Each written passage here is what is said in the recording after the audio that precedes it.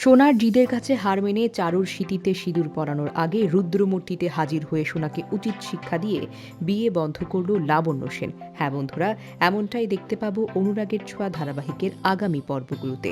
ভিডিওটি জানতে একটি লাইক দিয়ে না টেনে শেষ পর্যন্ত দেখতে থাকুন।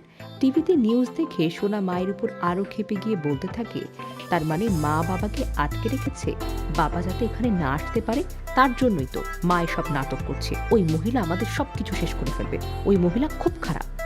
মায়ের সম্পর্কে যখন সোনা এসব কথা বলতে থাকে, ঠিক তখনই সূর্য হাজির হয় এবং বাবাকে দেখে বাবার গলা গিয়ে জড়িয়ে ধরে। সোনা বাবাকে বলতে থাকে, বাবা বাবা বাবা, তুমি আমাদের ছেড়ে যেও না তো। দেখো না বাবা, চারু কত অসুস্থ। আমি চাই চারুকে আমার মা করতে, আমি চাই তোমাকে আর চারুকে মিল করাতে। চারু আমাকে অনেক ভালোবাসে জানো, চারু আমাদের জন্য অনেক কিছু করেছে।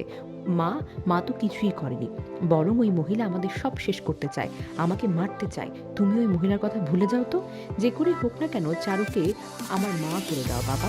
সূর্য খেপে গিয়ে সোনাকে বলে, সোনা, এখন এসব কথা বলার সময় নাই, তুমি চুপ করো তো।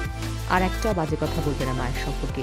এই বলে সূর্য চারুকে সুস্থ করার চেষ্টা করে। তবে সোনা উদ্বিগ্ন হয়ে বলে, বাবা বাবা বাবা, তুমি কথা দাও বাবা, তুমি চারুকে বিয়ে করবে, চারুকে আমার মা করবে, চারু যেন আমার থেকে হারিয়ে না যায় বাবা, চারু এবার আমার মা হবে। চারু ওই মহিলার থেকে অনেক ভালো, তুমি আজই চারুর শীতে সিঁদুর পরাও, তুমি আজই চারুকে বিয়ে করো। যখনই সোনা তার বাবার উপর জোর করতে থাকে, ঠিক তখনই রুদ্রমূর্তিতে সেখানে হাজির হয় লাবণ্য। লাবণ্য চিৎকার করে বলে, সোনা, দিদি ভাই, অনেক হয়েছে, আর না। সোনা তার দিদি ভাইকে দেখে চমকে যায়। অন্যদিকে সূর্য মাকে দেখে মা বলে জড়িয়ে ধরে।